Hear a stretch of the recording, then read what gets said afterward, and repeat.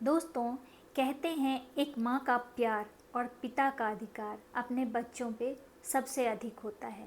बात जब बच्चों की खुशी की आती है तो एक पिता वहाँ भी अपना हाथ फैला देता है जहाँ वो अपना पैर रखना भी पसंद नहीं करेगा। इसीलिए तो कहते हैं धरती पे भगवान स्वयं नहीं आ सकते हैं तो उन्होंने माँ बाप को भेज दिया है। वहीं दूसरी तरफ बचपन में हम जब किसी से दोस्ती करते हैं तो वो दोस्ती इतनी गहरी और पक्की होती है कि समय और हालात उस पर अपना असर नहीं डालते हैं। जी हाँ दोस्तों, मैं हूँ कल्पना और मैं बड़े ही दिल से स्वागत करती हूँ आप सभी का मेरे इस चैनल पर। तो आज की कहानी है दो दोस्त की। बचपन में दोनों के हालात एक जैसे होते हैं, लेकिन बड़े होने पे एक दोस्त अमीर हो जाता है और दूसरा दोस्त गरीब ही रहता है। एक दिन जब अमीर दोस्त वॉकिंग के लिए गया होता है तो उसकी मुलाकात उस गरीब दोस्त से हो जाती है। बातों ही बातों में वो अमीर दोस्त कहता है कि कल ही मेरा एंगेजमेंट हुआ है और आज मेरे घर में बैचलर पार्टी रखी गई है, मैं चाहता हूँ कि तुम भी उस पार्टी में आओ। तो ये गरीब दोस्त कहता है कि ठीक है दोस्त, आ जाऊँगा, समय और स्थान बता दो। अमीर दोस्त समय और स्थान बता देता है। जब पार्टी का समय होता है तो ये गरीब दोस्त एक तोहफ़ा लेके अपने दोस्त की पार्टी में पहुंच जाता है। पार्टी बड़ी शानदार है, बड़े बड़े लोग आए हुए हैं, सब मस्ती कर रहे हैं, एंजॉय कर रहे हैं। और तभी अचानक से जो अमीर दोस्त है वो कुछ ढूंढने लगता है। तो सब लोग कहते हैं कि क्या हो गया, क्या खो गया, तुम क्या ढूंढ रहे हो? तो वो अमीर दोस्त कहता है मेरी इंगेजमेंट रिंग कहीं खो गई है, मैं उसे ही ढूंढ रहा हूँ। तो सारे दोस्त मिलके उसकी रिंग ढूंढने लगते हैं, लेकिन रिंग कहीं नहीं मिलती है।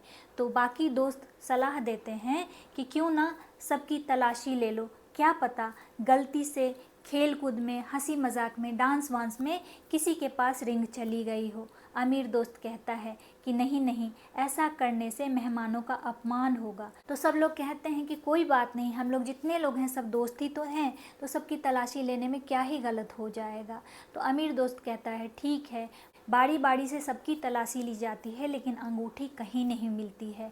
अब बात उस गरीब दोस्त के तलाशी लेने की आती है तो वो गरीब दोस्त तलाशी देने से साफ इनकार कर देता है। वो कहता है कि अगर तुम लोगों ने मेरे कपड़े की छानबीन की तो मुझे लगेगा कि तुम सब मेरा अपमान कर रहे हो, मेरे गरीबी का मजाक उड़ा रहे हो, इसीलिए किसी भी हालत में मैं अपनी तलाशी नहीं लेने दूंगा। इस पर अमीर दोस्त कहता है कोई बात नहीं दोस्त, मैं तुम्हारी तलाशी नहीं लूँगा। और सब लोग खाना खाने चले जाते हैं। सब आपस में कानाफूसी करते हैं कि हो ना हो अंगूठी इसी आदमी ने चुराई है, क्योंकि ये गरीब है, इसे पता है कि अंगूठी महंगी थी, इसे बेच के इसे काफ़ी सारे पैसे मिल जाएंगे। ये बात उस अमीर दोस्त के कान में जाती है तो वो अमीर दोस्त सारे दोस्तों को कहता है कि तुम लोग ऐसा कहना बंद करो, मुझे बिल्कुल अच्छा नहीं लग रहा है। सब लोग चुप हो जाते हैं और खाना खाने के बाद अपने अपने घर चले जाते हैं। इधर रात को जब ये अमीर दोस्त अपने कमरे में आता है तो इसके दिमाग में भी ये थॉट आता है कि कहीं सच में वो रिंग उसी ने तो नहीं चुराई, क्योंकि उसने अपनी तलाशी देने से मना कर दिया था। हो भी सकता है समय और हालात कभी कभी इंसान को गलत काम करने के लिए मजबूर कर देते हैं।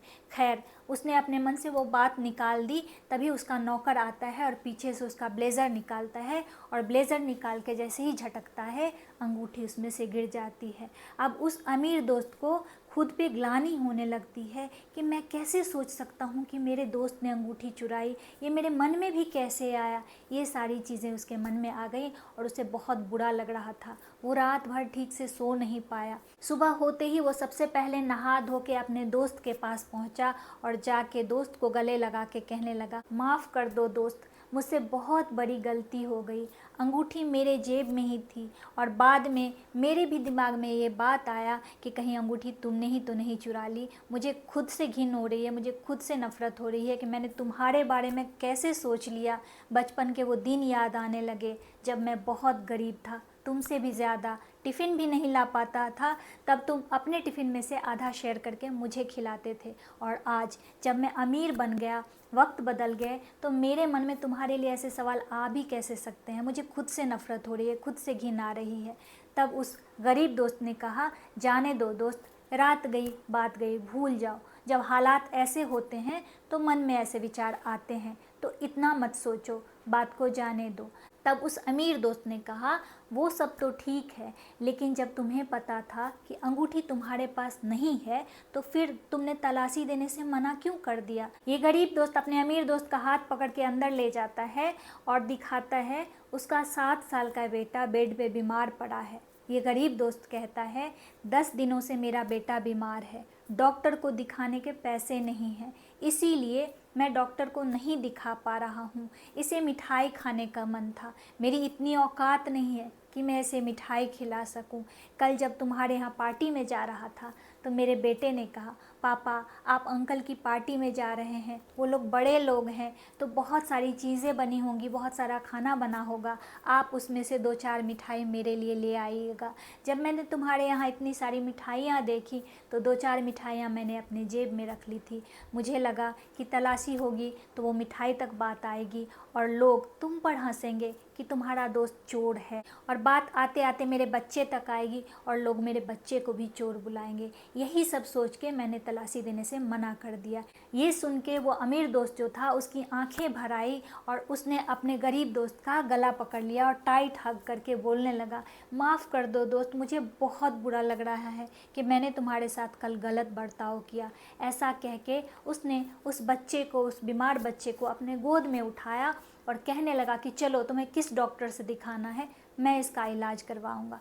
कहानी का सार सिर्फ इतना ही है कि बच्चे के लिए माँ बाप उस हद तक पहुँच जाते हैं जो उन्होंने कभी सोचा भी नहीं होता है, और एक दोस्त अगर अच्छा होता है तो समय और हालात उसकी मानसिक स्थिति को कभी नहीं बदल सकते हैं।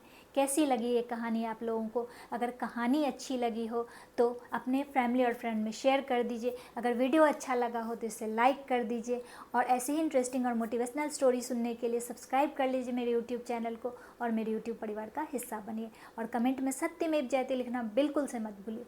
चलिए अब आप सबसे विदा लेती हूँ, लेकिन जाने से पहले फिर से वही बात दोहराना चाहूँगी कि हर नामुमकिन मोड़ से गुजर के जाना है, हौसलों से कह दो मंजिल खुद बनाना है।